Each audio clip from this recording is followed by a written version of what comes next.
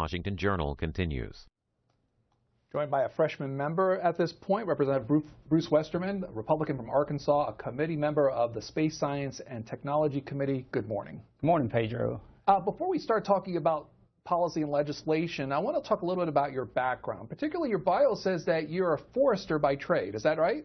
Yeah, I've got a master's degree in forestry. I'm probably more of an engineer than a forester, but I did my undergraduate work in engineering, and then I went back to graduate school in forestry and did a lot of work in the forest products industry and renewable energy, designing manufacturing facilities that take biomass and do things with it. I think we all have a perception of what a forester is.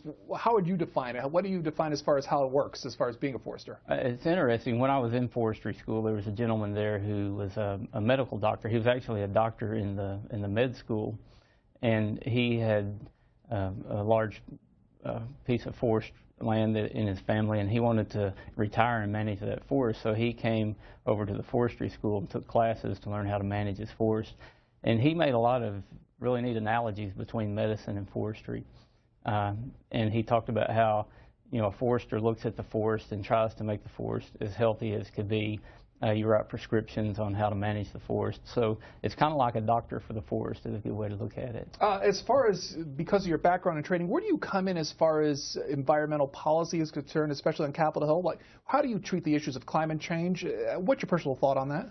Well, I consider myself very much an environmentalist, but a practical environmentalist. And I like to use the word stewardship more than environmentalism. And a conservationist. We need to conserve what we've got. But as Teddy Roosevelt said, we need to use what we've got for the benefit of society, but we need to conserve it and make sure we leave it in better shape for the future than what it was when we got it. So when it comes to specifics like climate change, do you think it happens? Climate change happens. The question is what causes it to happen. And, you have natural events. Forest fires put millions of tons of carbon in the air every year. Volcanic eruptions put millions of tons of carbon in the air. So, and when it happens, it's minute changes. So you can't deny the fact that climate change happens. The question is what causes climate change to happen? How much negative impact does it have? How much can we stop climate change by changing the activities that we do as mankind?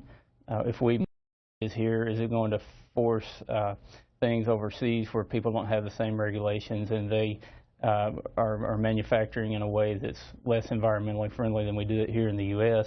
and overall, did we reduce the amount of CO2 gases or did we increase it? So it's a very complicated subject, and you hear it talked about a lot in platitudes and not as much the details of the science of it. So specifically then, because the agency that deals with this is the Environmental Protection Agency, the head of it appeared before your committee.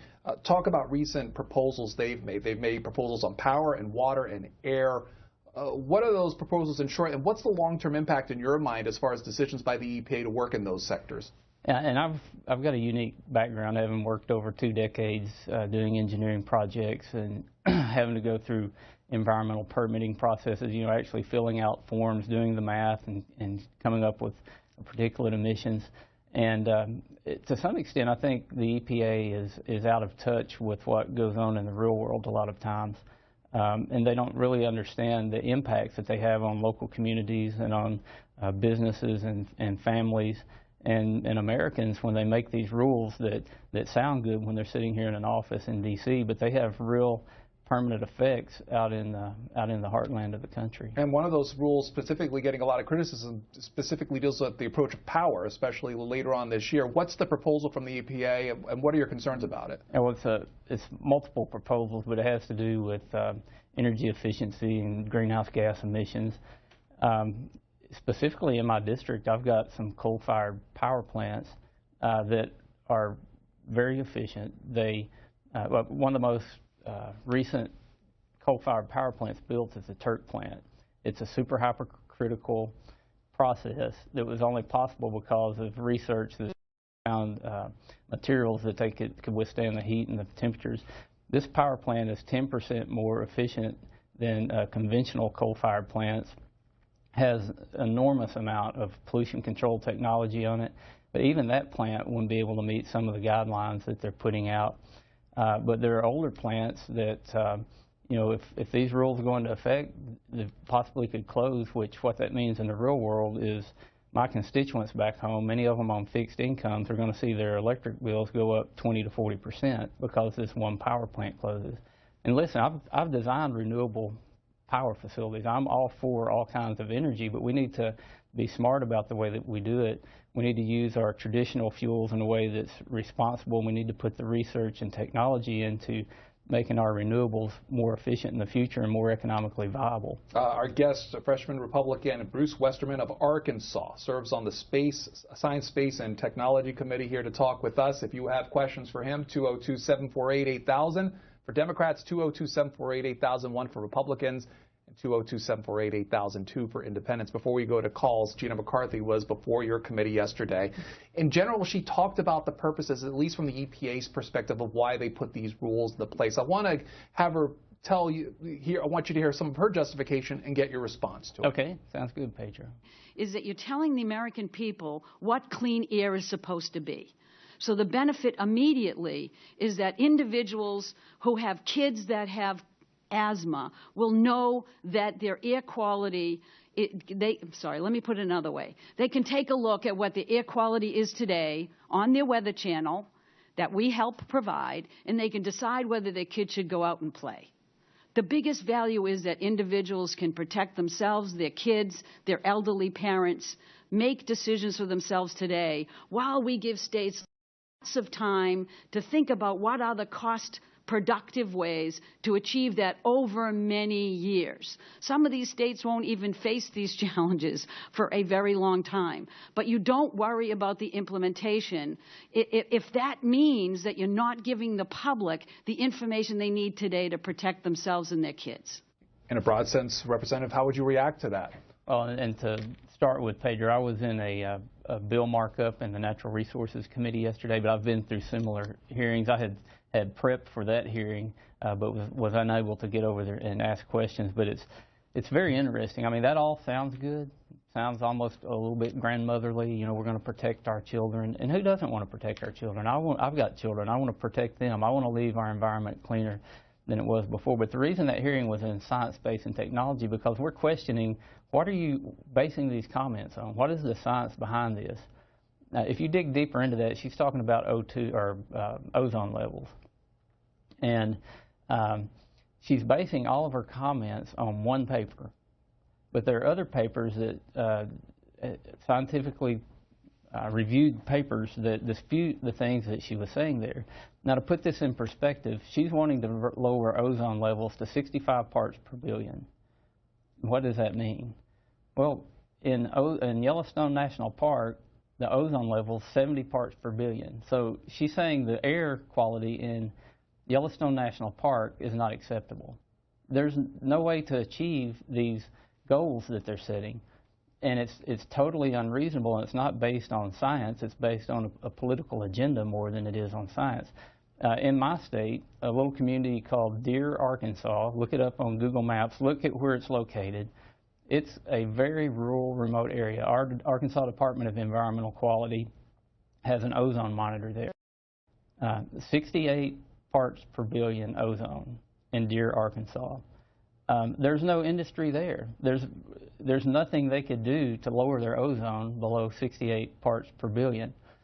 These rules are unreasonable. They put hassles and burdens on real living, breathing Americans that get up every day and want to go to work and raise their families and build communities and have a productive life. And these things are just outrageous to some extent. We have calls for you, and our first one is from Harrisonburg, Virginia. This is Junior for our guest, Representative Bruce Westerman. Junior, good morning. Go ahead. Yeah, Mr. Westerman, I'd like to ask you why that you are not telling the people about the HARP system up in Alaska. There is your climate change. And another thing, too, is there is no such thing as fossil fuel. You know that as well as I do. Show me any DNA evidence of any oil strand and any fossil remains. There is none. Oil, natural gas, and coal are hydrocarbons. They reproduce themselves. Now, you can get your computer and figure this up yourself. They are hydrocarbons. And I wish you all quit calling fossil fuel. There is no, we would have been out of fuel in 1955 if you add it up. Now, if it wouldn't be called as rotting leaves, rotting twigs, stuff like that, that's put under pressure. That's all it is. And Junior, you make a great point. You know, just basic science. We know that all of our energy comes from the sun, and sometimes it takes a long time to get that energy. I mentioned I've done projects in renewable energy and specifically in biomass. And some of the research that's going on in biomass now is to how to change those hydrocarbons from green biomass to make it in renewable liquid fuels and gaseous fuels. And there are ways to do that chemically that just speed up the process, that take these trees, leaves, twigs, limbs, and put them through a chemical process, heat and pressure, and you produce a gas. You condense the gas, and you can actually make crude oil out of living trees. There are processes to do that. There just needs to be more research and technology put into it so that we can make that cost effective and so that we can do it on large scale models. Should government funds be used for that? Absolutely. I'm for the government providing funds for research. Look at what happened with research through our agricultural system. We have the best ag production system in the world by far.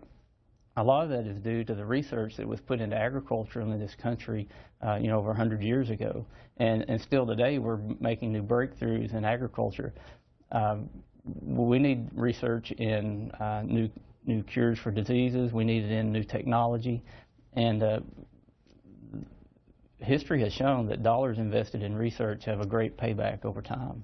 Ralph is next. Ralph's from Valley, Alabama. Hello. Yes, sir. I was wanting to talk about some about the FDA, but I also want to talk about the work visas for people coming into our country. But the FDA is just a grab for money and power. People can't even have pools on their farms. Any water settling in your land, they can say it is important water, and the people don't even know how to run their farms anymore. It's just a big power grab. And I tell you something else. The big business is in with all of y'all up there. I don't care if you're a Republican or a Democrat. They got all these industries. They're borrowing our coal. They're borrowing everything we got.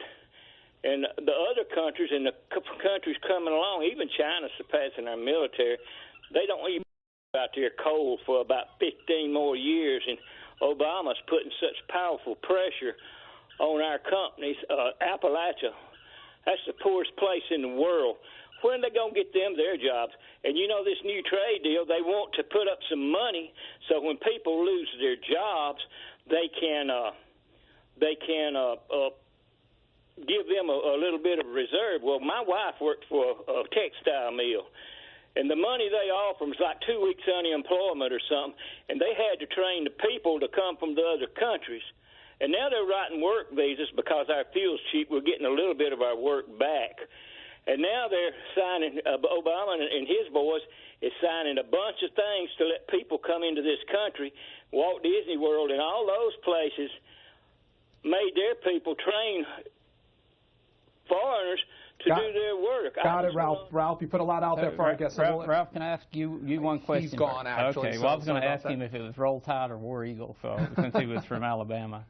But brought up some interesting points there, talking about some of the regulations that are out there, and I think he referred a little bit to Waters of the U.S., which is another way that I believe the EPA and the Corps of Engineers are overreaching their boundaries and making rules that are just not practical. How so? Well, when you talk about anything where water can run off, you're literally talking about the landmass of the United States, and it's expanding jurisdiction. Wherever water falls, it runs off and eventually gets into a navigable stream. And the whole issue is about what is a navigable stream, and that's what the Corps' mission was originally for, was to monitor navigable streams. Well, now they just keep going upstream. And we're talking about putting regulations in place that have very negative effects on agriculture and forestry and a variety of industries. And the scariest part about it is that it increases jurisdiction for these agencies, and you never know what kind of harebrained rule they're going to come up with next. From Russellville, Arkansas, Republican line. William is next. Hello. Mr. Westerman, please shut your mouth and quit embarrassing me. Where does all your money come from? The two nastiest coal-fired plants in the United States are in Arkansas, and they absolutely dump tons of mercury in our waters. You can't eat the fish because they're full of mercury. Tell me where your money comes from and why you have to... Well, William, I would like to know where your data comes from, because I know that every manufacturing facility in the state has a national water discharge permit that gets monitored. Those levels of mercury are monitored there. I don't know if you're talking about the mercury levels in Felsenthal Refuge, which they found were autogenic, or that means they were produced by nature. You know, I would like to see the data, and it sounds like some of the same data that the EPA and the administration puts out, that they say these things and they don't really have any basis for it. Lily is from Illinois, Pinckneyville, Illinois. Lily, on with our guest. You're next. Good morning. Yeah, I was wanting to find out about the flag and everything, and the jobs that they keep sending out of the country, and that they don't keep them here. They close I don't know how many coal mines around in Illinois, and they've got it all on, you know, where nobody's working hardly, and that.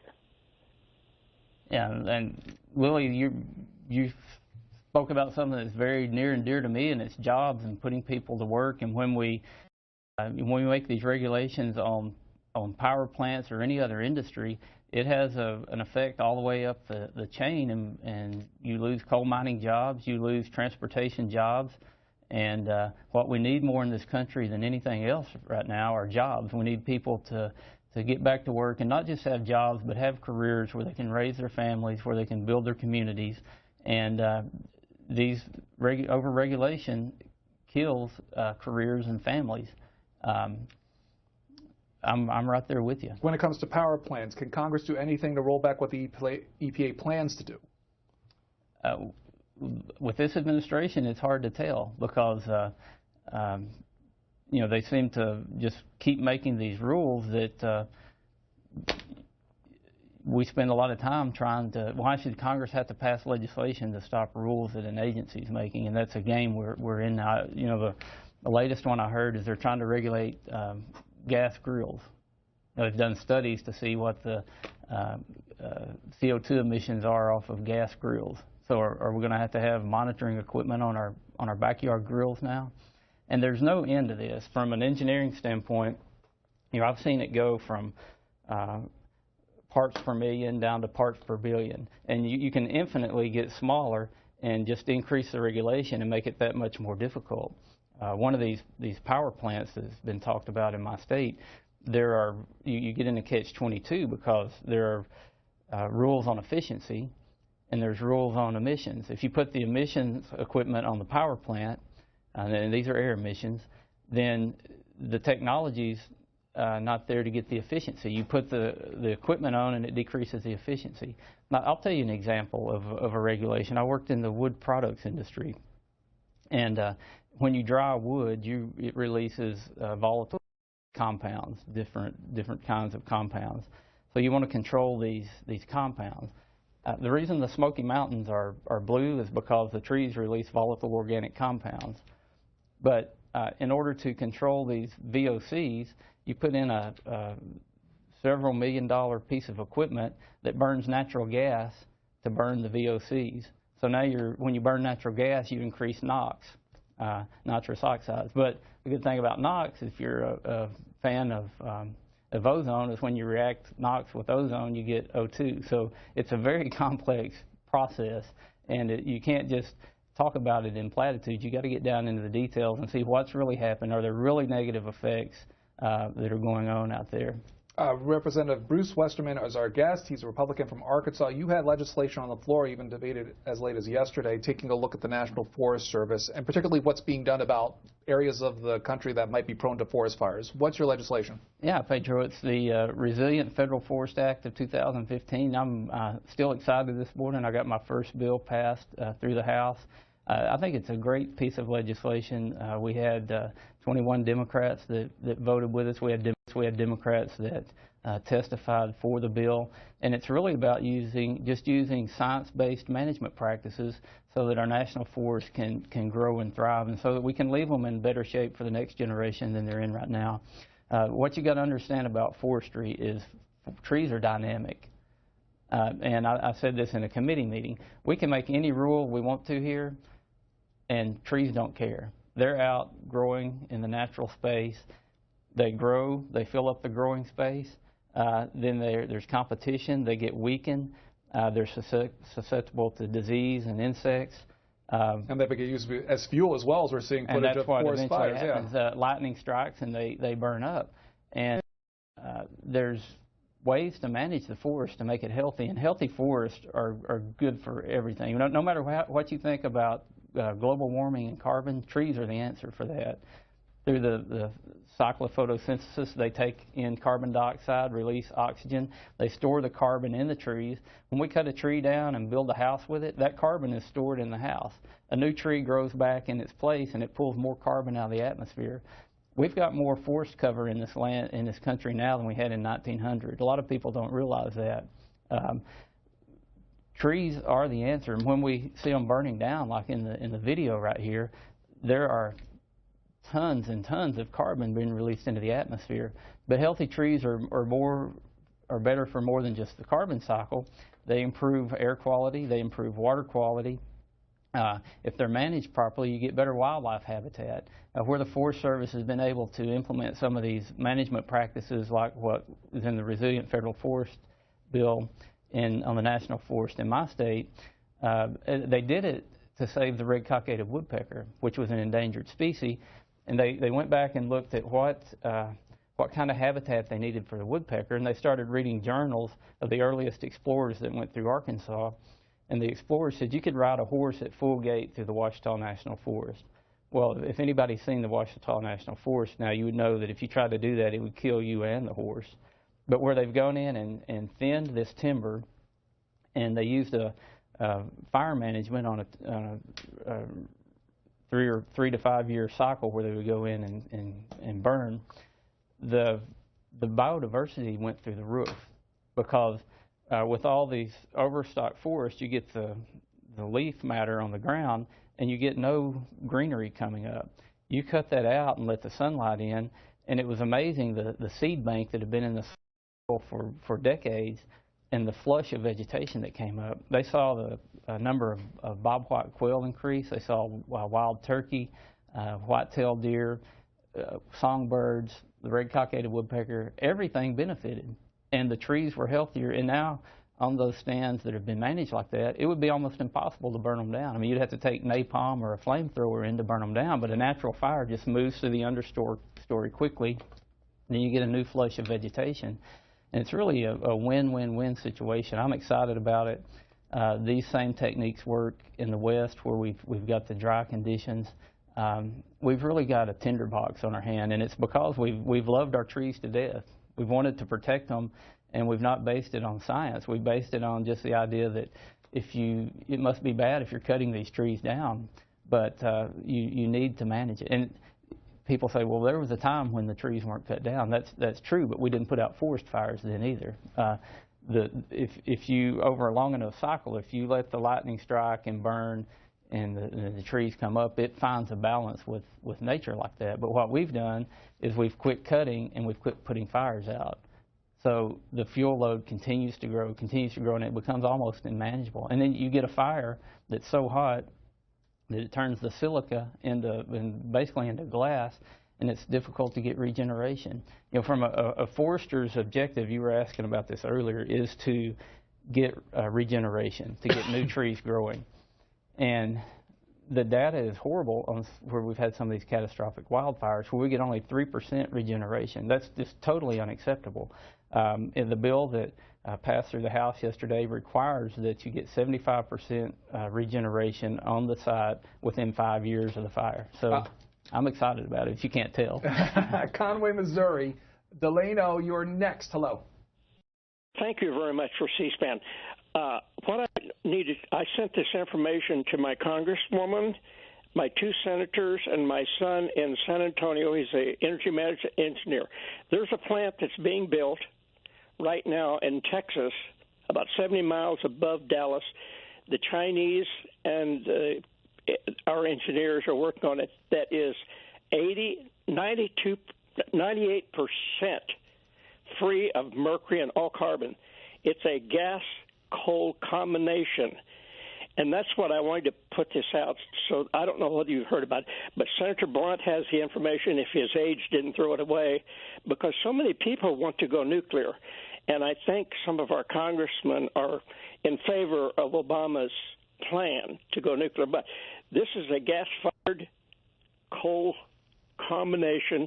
China engineers have been sent over here to work with our engineers, and that's in Texas. And I scrambled for my paperwork, but I couldn't find it. Anyway, I just wanted to put that out for the congressman. Thank you very much.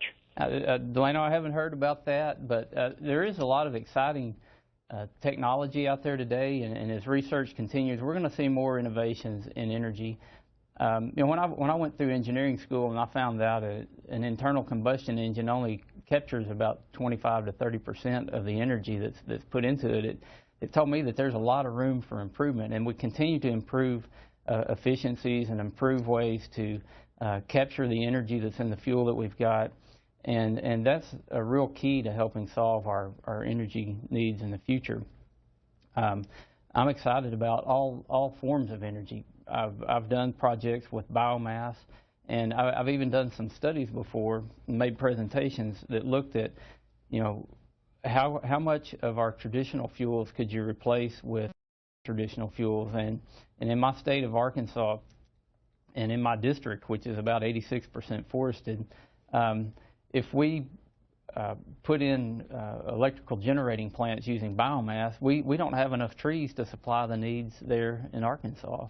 So it's going to take a combination and a mixture of all these types of fuels, and I think we should be putting more effort on making our traditional fuels more efficient, more effective, and more environmentally friendly, while at the same time researching how to put new technology into renewables and making those more economical in the future. I read an interesting article in the Economist a few months back where they looked at kind of the state of renewable energy, and you know, solar looks like it's really got some promise as we move forward. And there's some great things being done with solar, even stuff that sounds a little bit sci-fi, like making the highway system a solar collector.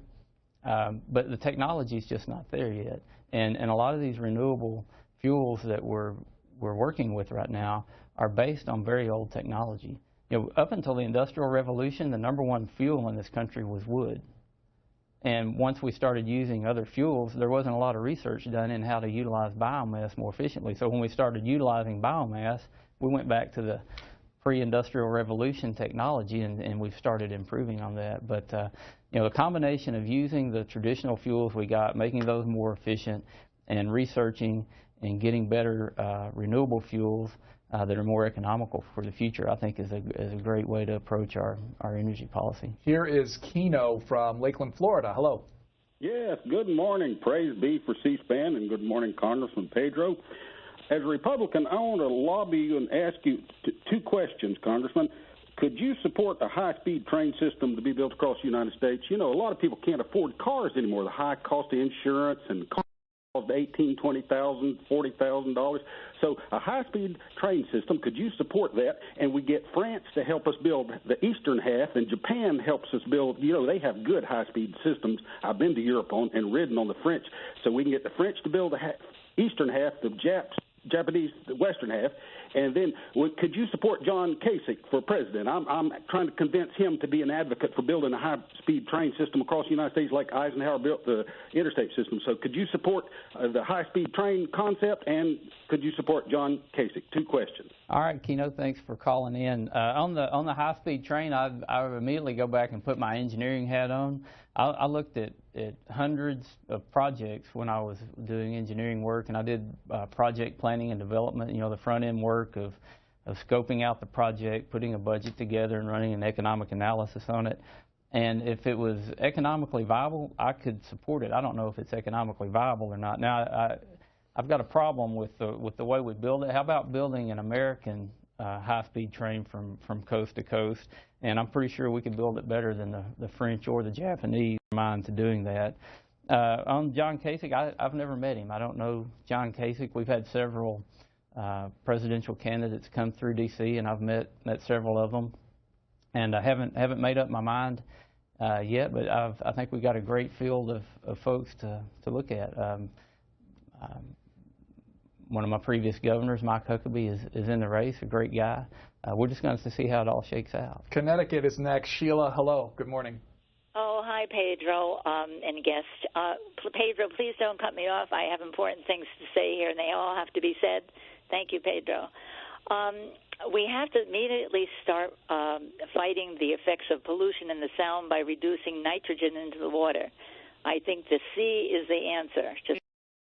There's a lot that could be found out from the sea. There's a book by Dr. Reese Halter, Shepherding the Sea, and I forgot what the subtitle was, but I'd like everybody to get a copy. I'm trying to get a copy, so I can't wait to delve into it. We can't afford any more rising sea levels. We have to start as of yesterday fixing our infrastructure to withstand the horrific storms we've been having. And we can't sit around waiting for Congress to make a decision. All they do is banter back and forth like little kids and accomplish nothing. They throw around these terms that I don't understand until they get to the point. They waste so much time until they get into the matter, and it's very, very annoying. President Obama has to crack the whip and put out an executive order to start to try to reverse climate change, and he needs to do it today. He has to get China involved, as well as all the countries that are resistant to working on global warming.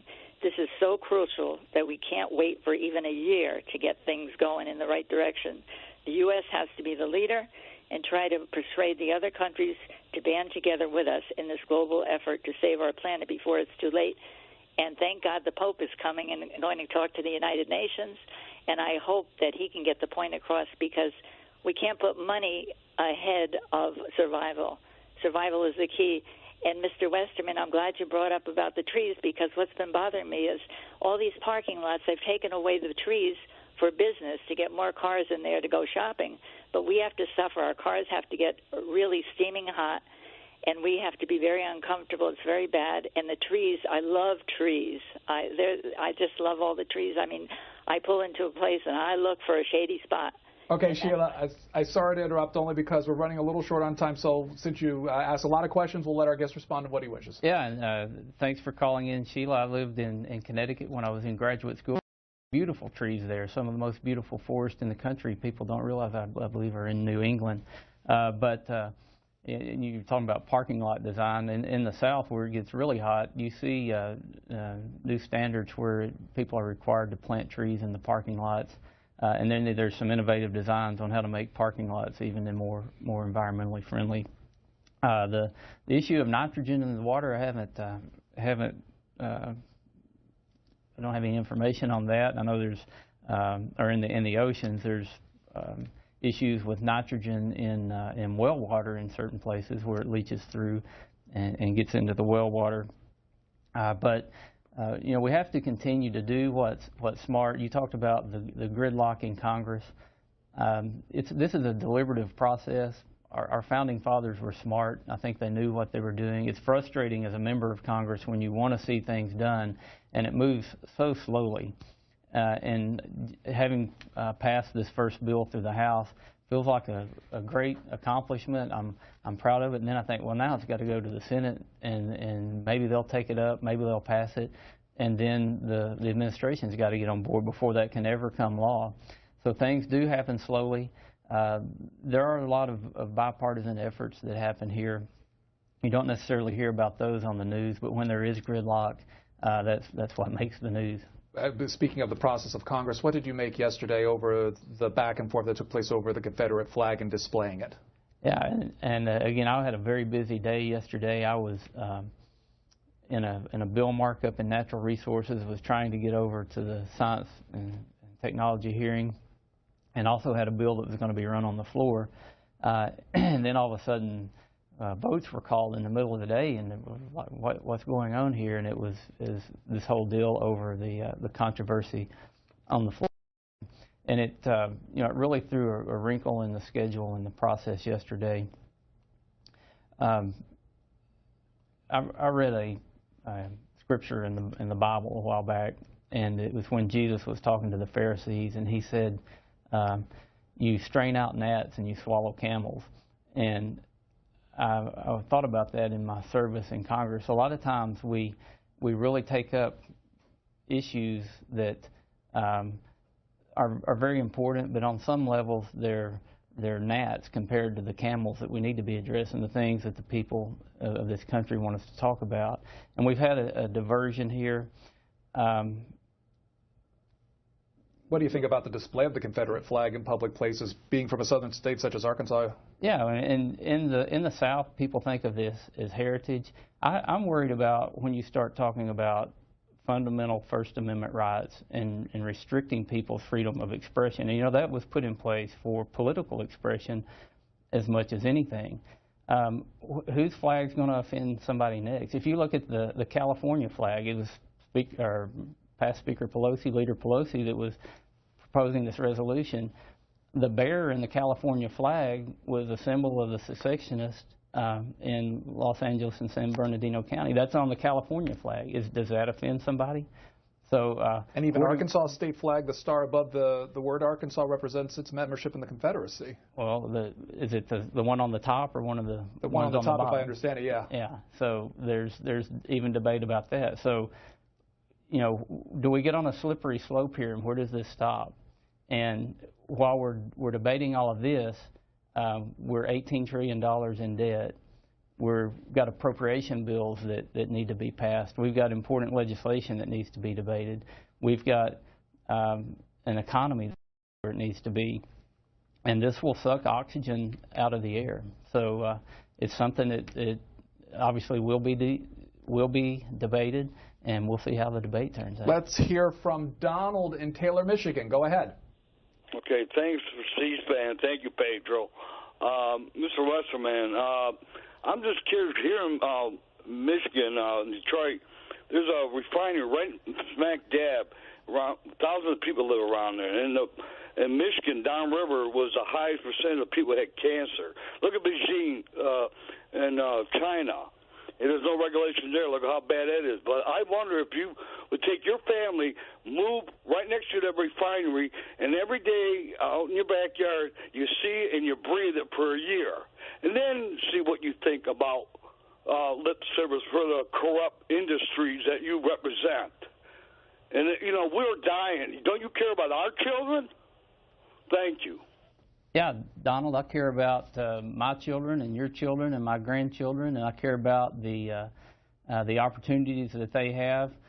We've done a tremendous improvement on the air quality in this country and on water quality in this country, and we need to continue working on that to protect air and water quality. But we've got to use reason in it as well, and we're getting to the point to where we've got all the blood out of the turnip, or we've got a lot of it out, and we're getting to a point of diminishing returns when we continue to, going from parts per million to parts per billion. In air quality, you had a PM10, particulate matter 10, and now we're down to PM 2.5, and we're getting to a point of diminishing returns when we just continue to add these regulations that are destroying industry and business and jobs.